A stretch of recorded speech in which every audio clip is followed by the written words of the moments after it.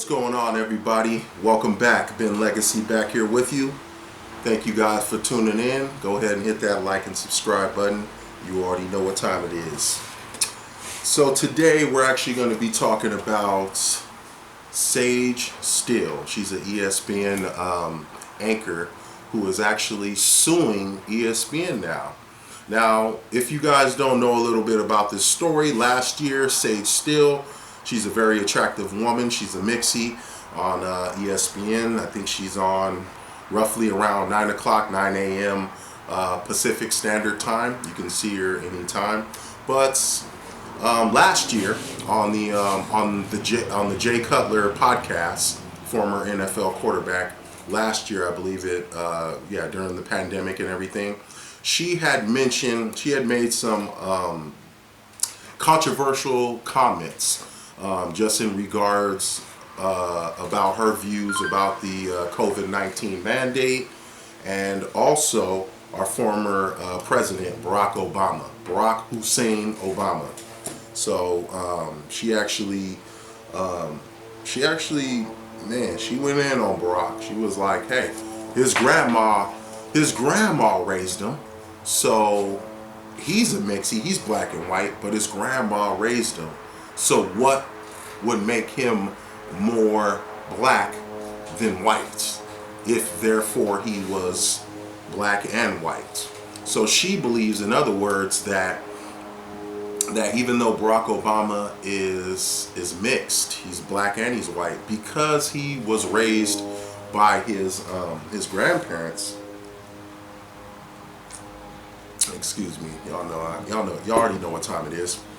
Because he was raised by his grandparents, she makes the point that he should basically be claiming more of the white side. I'm paraphrasing. That's kind of what she said. And of course, ESPN didn't like that shit. ESPN did not like that shit. I think they actually suspended her. They suspended her for that. This is last year. And all the while, man, I think she's been waiting. She took that L. She did apologize. And now, just now, this week, she's finally gonna file a lawsuit, just claiming that ESPN violated her rights, her free speech rights, by sidelining her last year following critical comments that she made on a podcast. I'm just reading this off here real quick, see what she's talking about. In the lawsuit, which was filed in the state court of Connecticut, Steele claims that ESPN pulled her from her unusual hosting roles after she criticized the company's vaccine requirement. So basically, she's claiming that ESPN retaliated against her and reprimanded her, and also used her as a scapegoat, her words. And damn, this is some more in here. Allowed the media and her peers to excoriate her and force her to apologize simply because her personal opinions did not align with Disney's corporate philosophy of the moment, says her attorney. Which is right. Free speech is free speech. That does not mean that you have to fucking agree with everything your employer says. You like that employer, but you may not agree with every guideline, every standard of conduct that they spew. But the thing is, you do work for them. You're employed by them. They pay your paychecks. They write the checks. So it's either you have to kind of fall in line or do your own shit. Do your own shit. Sage Steele. I'm sure a lot of people would tune in. Steele is actually 49 years old, I believe. I think she damn near 50. She damn near 50. Looking easily 20 years younger. But minus all that, start a podcast just like everybody in the whole entire world is doing. And you can have your voice heard. I don't even know if you have a YouTube. I'll check after this, but you can start, but you still, with this being all said, you still represent ESPN and the parent company, which is Disney. So Disney actually this week, last couple weeks, Disney and ESPN, Disney, they done took some L's. They done took some L's. You got the Florida law, where they took away their legislation with their own, property and everything like that. So they're no longer their own entity. Disney World is no longer their own entity within Florida. So DeSantis took that away from them for basically, this is in regards to the Don't Say Gay bill. Disney came out against that bill, the Florida bill. So now Disney is not looking good, and that just trickled down to ESPN. So say still, you kicking Disney while they down. You kicking Disney while they down. If you guys don't know, ESPN Disney is the parent company of ESPN. So they run all that shit. Disney running all that shit. So she's suing ESPN. She's suing Disney. Don't expect this to go to court. Do not expect this to go to court. So as I mentioned, don't expect this to be a long, drawn-out court process, because it's not. It's not. She's looking for a settlement. Disney ain't got time for this. ESPN ain't got time for this. They actually gonna settle with her and let them try to retaliate against her again. Let them try to supposedly retaliate against her again, because she sued them. It's going to be an even bigger payday. So do you say still? Do you?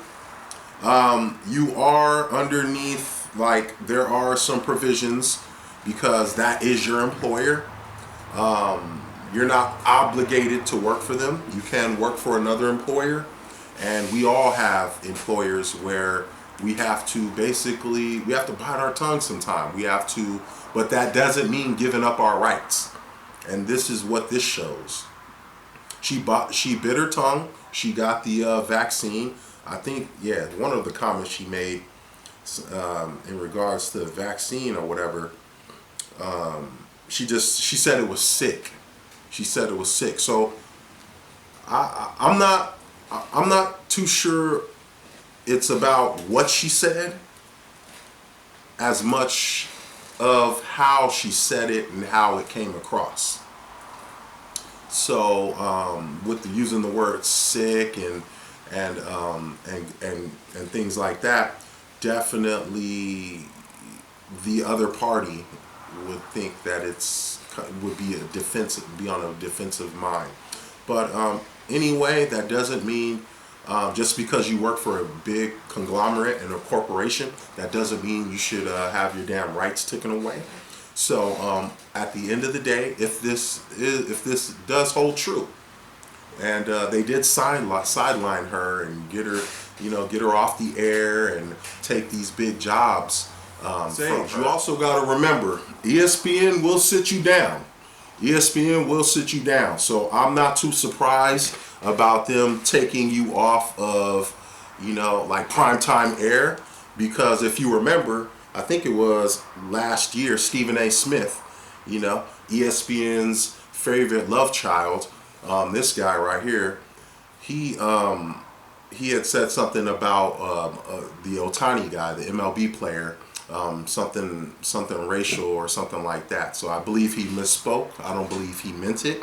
But if I remember correctly, he was off the air. They sat his ass down. I don't believe they sat you down. But if you're saying they did some behind the scenes stuff to, where you were already in line to do those projects, and then they kind of pulled the rug from underneath you, that's completely different. That's completely retaliatory.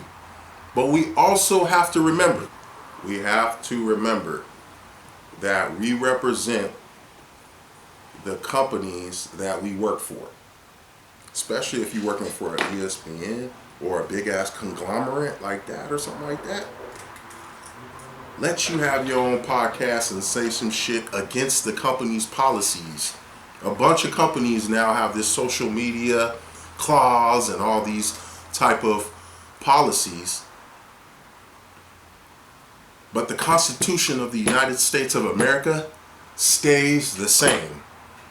And freedom of speech is freedom of speech. And if you want to take this to the highest damn level, Sage,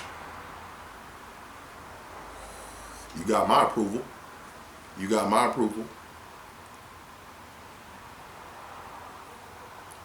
But the thing is, as I mentioned before, you represent ESPN. You're in the public eye as well. You're a public figure. So whatever you say and do is going to get ridiculed, scrutinized, criticized, flipped upside down, fucked left and right. So just remember that.